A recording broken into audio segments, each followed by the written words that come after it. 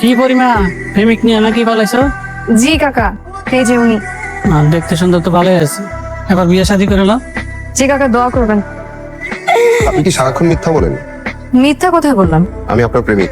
পালিয়ে তো আমি আপনার সাথে ছিলাম, তো এটা মিথ্যা কিভাবে হলো? আচ্ছা, আপনি বারবার বিয়ে থেকে পালিয়ে যান কেন? চিন্তা করেন, একটা মানুষকে খোঁজার জন্য কত মানুষের দৌড়ঝাঁপ, নিজের ইম্পর্টেন্স বোঝানোর জন্য, বুঝছেন? You are impossible. এই সামান্য কারণে আপনি বারবার বিয়ে থেকে পালিয়ে যান। বিয়েটা করে ফেলেন। বিয়ে করব, শুধু সঠিক মানুষের অপেক্ষায় ছিলাম। পাচ্ছেন না? পেয়ে গেছি বোধহয়।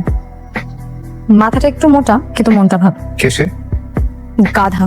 আপনি কি আমাকে কথা বললেন? কি আপনাকেই বলেছি, আপনাকে যে বিয়ে করবে সে আজীবন পছতাবে। আপনি মানুষটা, আপনার মধ্যে কোনো রোমান্টিসিজম নাই, বুঝছেন?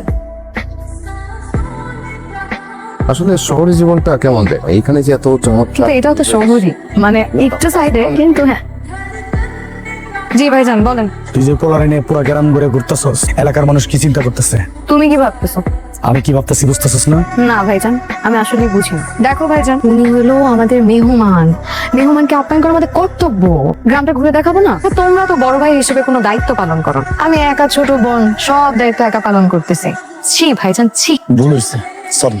অবশ্যই ভাইজান ভুল করছো। ও আসার পরই এই দায়িত্বটা পালন করা উচিত আছে। অবশ্যই পূরণ করা উচিত ছিল। তোমরা একবার ভাবো, তোমরা যে তিনটা বয়স্ক লোক সারাটা দিন পায়ের উপর পা তুলে বাসায় খাও আমার আব্বার টাকা, তোমার কি একবার লজ্জাও লাগে না? ছি ছি ছি ছি ছি। একবার তোমরা চিন্তা করো তো, এলাকার মানুষ তোমাদের নিয়ে কি ভাবে। ঠিক আছে ভাইজান, এটা দায়িত্ব পালন করো, কাজে লাগবে। আর তোমরা তিনজন সারাটা দিন আমার আব্বার টাকাগুলো নষ্ট করো না, বুঝছো? দায়িত্ব নাও, দায়িত্ব নাও, কাজে লাগবে।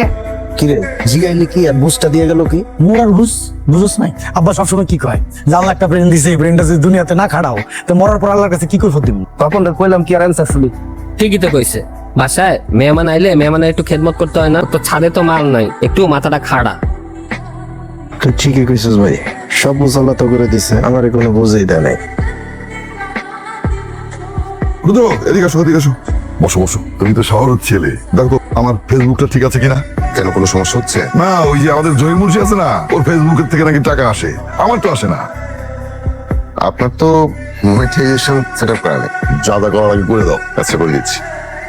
এই নিন, আর কিছু করা লাগবে না। ক্রাইটেরিয়া ম্যাচ করলে আপনার অটো টাকা আসবে। সাব্বাস বেটা, আমি জানতাম তুমি পারবা। একটা কথা বলবো? বলো বলো। আপনাকে আমার খুব আপন লাগে, আর এই বাড়িটা মামা বাড়ি মনে হয়। আমি আপনাকে মামা ডাকি। আর তুমি তো ভালো ছেলে। ডাকো ডাক। ঠিক আছে মামা।